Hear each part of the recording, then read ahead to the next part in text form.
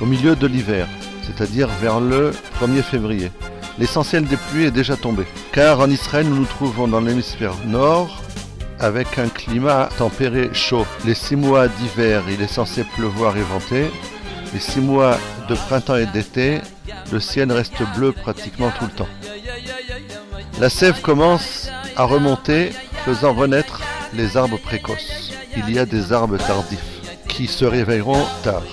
La sève monte grâce au soleil, ce qui marque le début de la nouvelle saison des productions de fruits.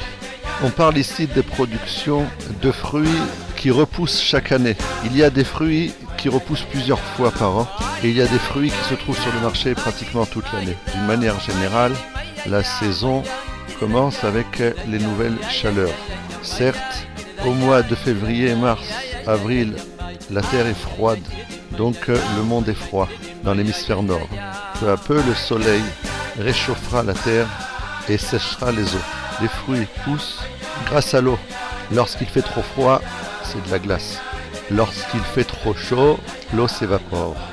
Ce qui nous amène en fin de saison, ou si on peut dire, la nature meurt vers le mois de novembre-décembre, pour renaître au mois de février, c'est-à-dire à Tou Bishvat, aux alentours de Tou Bishvat.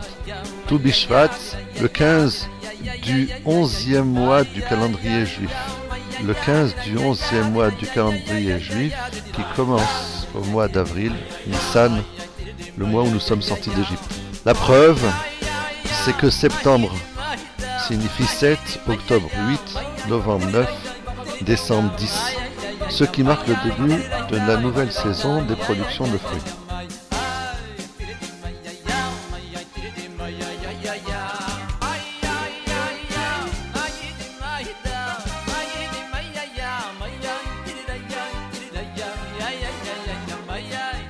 Nous fêtons ce renouveau.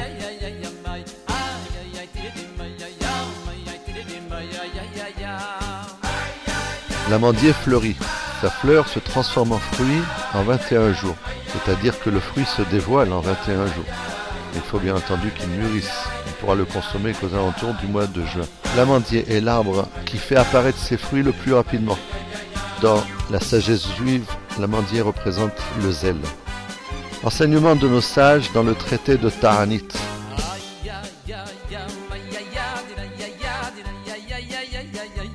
Avant qu'il ne se quitte, Rav Nachman demanda à Rav Yitzhak, son invité, « Bénis-moi ». Celui-ci lui répondit, « Je vais te dire en une allégorie à quoi cela ressemble-t-il. À un homme qui errait dans le désert. Il avait faim, il était fatigué, il avait soif. Il trouva un arbre dont les fruits étaient doux. L'ombre était agréable et une source d'eau jaillissait près de ses racines.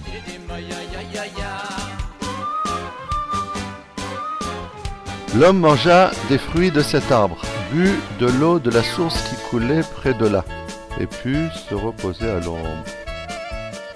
Lorsqu'il décida de partir, il dit « Arbre, arbre, quelle bénédiction mérites-tu? Que tes fruits soient doux, ils le sont. Que ton ombre soit agréable, ton ombre est agréable.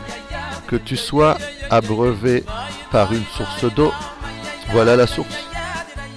Qu'il soit de la volonté de Dieu que toutes les plantations qui émaneront de toi soient à ton image. Ainsi toi, Rav Nachman, quelle bénédiction puis-je te faire? De la sagesse, tu es rempli de Torah. De la richesse, tu es riche et influent. Rav Nachman était le prince du peuple juif en exil. Des enfants, tu as de beaux enfants. Qu'il soit de la volonté du maître du monde que ta descendance soit comme toi. Les bénédictions.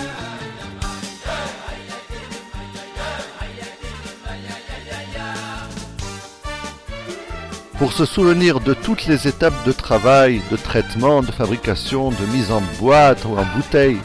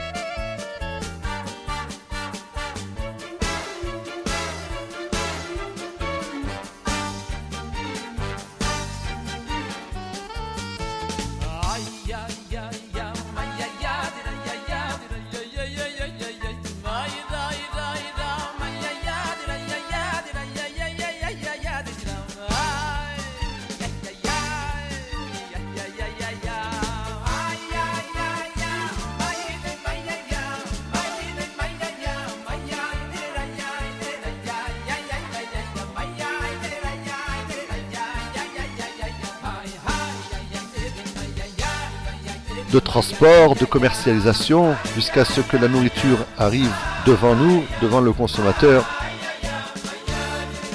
Et pour se souvenir que tout cela a été mis en action par le Créateur, nos sages ont institué une bénédiction pour chaque catégorie de nourriture. La source de bénédiction, c'est toi qui vois à chaque instant tous nos besoins. En tout temps, hier, aujourd'hui et demain, notre Dieu, roi du monde, qui fait sortir le pain de la terre.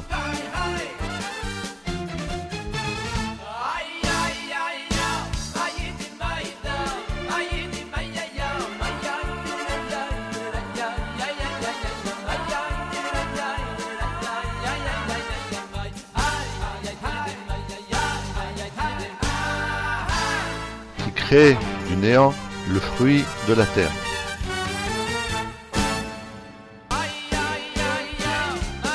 Qui crée du néant le fruit de l'arbre.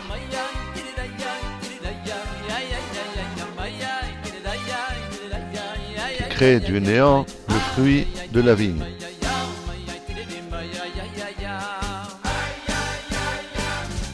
Qui crée du néant toutes sortes d'aliments nutritifs. Le riz, les gâteaux. Le pain a une bénédiction à part. La pizza, cela dépend de la nature de la pâte. Si la pâte ressemble au pain, il faudra évoquer le pain. Si la pâte est mélangée à du lait ou du sucre, alors elle est considérée comme un gâteau. Que tout existe par sa parole. Les aliments qui ne sortent pas directement de la terre, comme les œufs, la viande, l'eau, les boissons, même les champignons, qui sont considérés comme sortant de l'humidité. Les poissons. Les boissons issues des fruits sont une descente, car le fruit est mâché. Les boissons ne sont que avalées. Le vin, le jus de raisin sont une catégorie à part, car ils sont considérés comme une progression, comme une amélioration du fruit. La coutume à tout bishvat.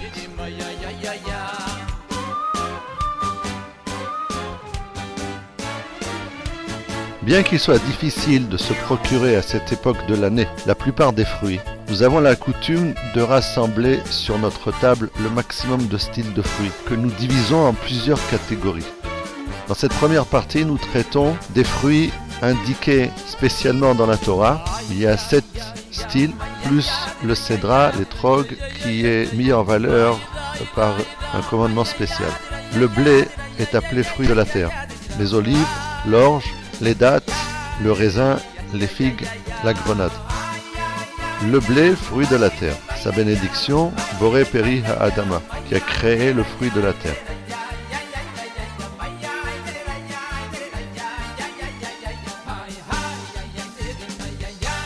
Les gâteaux, qui sortent donc du blé ou des céréales. 5 styles de céréales. Le blé, l'orge, le seigle, le son, l'avoine. La bénédiction des gâteaux, Boré Miné Maisonot, qui a créé toutes sortes d'aliments nutritifs. Le pain, qui est le roi qui sort du blé, sa bénédiction, Amotzi Lechem Min Haaretz, qui fait sortir le pain de la terre. Le whisky, ainsi que toutes les autres liqueurs. Les boissons ne sont que avalées. Les dents, qui sont un mécanisme avec une grande sagesse, ne participent pas à la boisson. C'est l'estomac qui broie ce qu'il y a à broyer. Les dents sont dans la tête. La sagesse de notre tête. L'estomac, c'est la sagesse de notre ventre. L'orge, sa bénédiction, Boré Peri Ha'adama. C'est une céréale comme le blé. De l'orge, on tire la bière. Comme toute boisson, chez Akol Nihia Bidvaro, que tout existe par sa parole. Les olives, leur bénédiction, Boré Peri Ha'etz, qui a créé le fruit de l'arbre. L'huile d'olive, bien que présentant l'avantage d'être plus douce que les olives, ce n'est qu'une boisson qu'il est aussi dangereux de boire telle qu'elle. Donc il n'y a pas de bénédiction sur ce qui est dangereux. Si on la mélange pour qu'elle soit buvable, alors on la traitera comme les autres liquides. Les dattes, leur bénédiction, Boré Peri Ha'etz, qui a créé le fruit de l'arbre.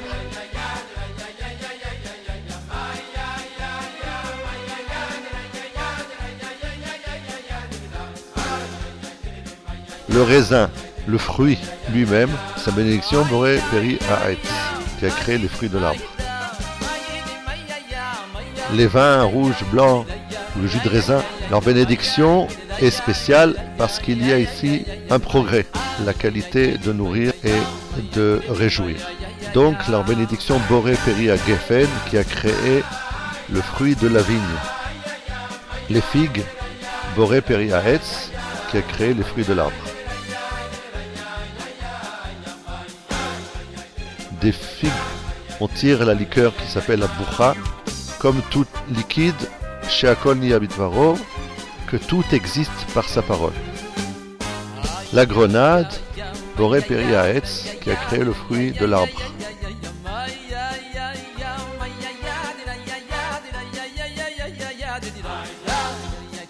J'ai reçu de mes maîtres qu'il est possible d'utiliser la peau fine, jaune de la grenade, la rouler en pâte et l'appliquer sur les gencives.